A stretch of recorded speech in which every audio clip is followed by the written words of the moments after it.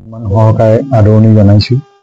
আজি ইয়াত সমবেত হ'ব খুজিছো এইটো কাৰণেই আমাৰ নিয়াসৰ প্ৰথমে মই চিনাকি কৰি দিব খুজিছো মই নিজেই সভাপতি দায়িত্বত আছো লোহিত গগৈ আৰু সম্পাদকৰ দায়িত্বত আছে সুৰেন্দ্ৰ সধিয়া, এফালে কোষাধ্যক্ষৰ দায়িত্বত উপাসনা তাই ৰাজীৱ সধিয়াৰ সহধৰ্মিনী, আৰু নিয়াসৰক্ষী এফালে মনোজ চুতীয়া, এফালে অন্তু চাওদাং ডিঙৰীয়া, এফালে আমাৰ সংগীত শিল্পী দিগন্ত গোহাঁই ডাঙৰীয়া, আৰু এজন উপস্থিত থাকিব নোৱাৰিলে নিয়াসৰক্ষী অসীম গগৈ তেওঁৰ পৰিয়ালৰে সদস্য।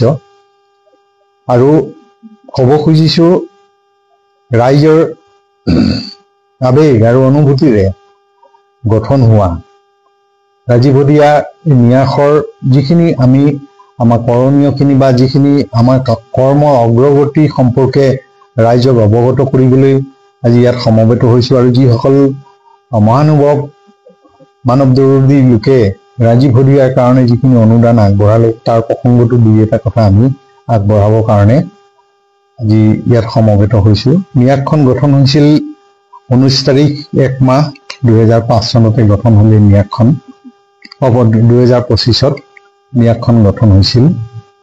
আৰু এতিয়া নিয়াসৰ জৰিয়তে প্ৰথমতে আমি অৱগত কৰিব খুজিছো সৰ্বমুঠ কিমান টকা আমাৰ হাতত ইতিমধ্যে জমা হ'ল, এই কথাটো ৰাইজক আমি স্পষ্টভাৱে জনাই দিব খুজিছো। প্ৰথমে টোটেল জমা হ'ল আমাৰ 3,18,580 টকা, 3,18,580 টকা। ইয়াৰে ভিতৰতে সকামৰ দিনাখন নিয়াসৰ নামত কিছু লোকে একাউণ্টত পোনপটীয়াকৈ জমা নকৰি কেছ পইচা নগদ ধন তাতে জমা দিছিল। নগদ ধনৰ জমা আছে 36,080 টকা, 36,080 টকা। এই 36,080 টকাটো এই 3,18,880 টকাৰ ভিতৰতে এই বস্তুটো হেৰি হৈ আছে। তাৰ ভিতৰত আকৌ 75,000 টকা কাকপথাৰৰ 75,000 টকা আমাৰ যিখিনি হেৰি বিক্ৰী হৈছিল, মেগাজিন বিক্ৰী হৈছিল, মেগাজিন বিক্ৰী হোৱাৰ পইচাখিনিও আমাৰ এইটো একাউণ্টত সদ্যহতে জমা হোৱা নাই। বিশেষ এটা কাৰণত আমি এইটো ৰাজহুৱা কৰিম পিছত। তাৰপিছত আকৌ আমাৰ হাতত কাকপথাৰৰ যুৱ সমাজে ৰাইজে একত্ৰিত হৈ তেওঁলোকৰ অনুদান হিচাপে 75,000 টকা এটা নগদ নিয়াসৰ নামত তেওঁলোকে একাউণ্টত জমা দিছে।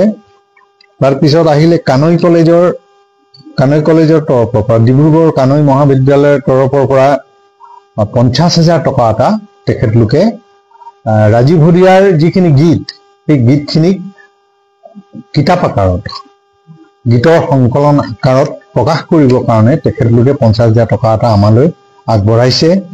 তাৰপিছত সন্মানীয় বিধায়ক সুৰেন ফুকন ডাঙৰীয়াই 50,000 টকা এটা 51 টকা সুৰেন ফুকন ডাঙৰীয়াই 51,000 টকা তেখেতে জমা কৰিছে। পইচাটো আমাৰ চেক যোগে দিয়াৰ কাৰণে একাউণ্টত এতিয়াও জমা হোৱা নাই, সেই বস্তুটো আপোনালোকক অৱগত কৰিছো। জমা হ'লে আমাৰ জমা ধনৰ পৰিমাণ আৰু বৃদ্ধি হ'ব। তাৰপিছত মেগাজিন বিক্ৰী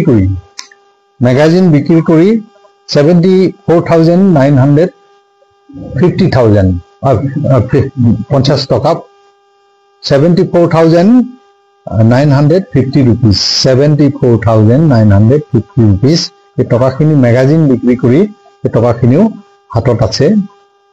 এইখিনি হ'ল। আৰু সৰু সুৰা যিখিনি আছে 1 টকা 2 টকা 50 টকা 100 টকা 200 টকা আমাৰ প্ৰায় আপোনালোকক দেখাব খুজিছো। সকলোৰে কথা ব্যক্ত কৰিবলৈ আমি বেংকৰ পৰা ষ্টেটমেণ্ট আনিলো, প্ৰায় 300ৰো অধিক পেজ হৈ গ'ল। সকলোৰে নাম প্ৰকাশ কৰাত অকণমান অসুবিধা হোৱাৰ কাৰণে আমি ক্ষমা বিচাৰিছো। আৰু ইচ্ছা থাকিলেও মানে ইমান এটা দীঘলীয়া সময় কাৰণে অসুবিধা হ'ব। প্ৰায় 300 পেজ আমি বেংকৰ পৰা ষ্টেটমেণ্ট আনিলো। আৰু এইখিনি হ'ল আমাৰ সদ্যহতে নিয়াসৰ নামত জমা হোৱা ধনৰ খতিয়ান।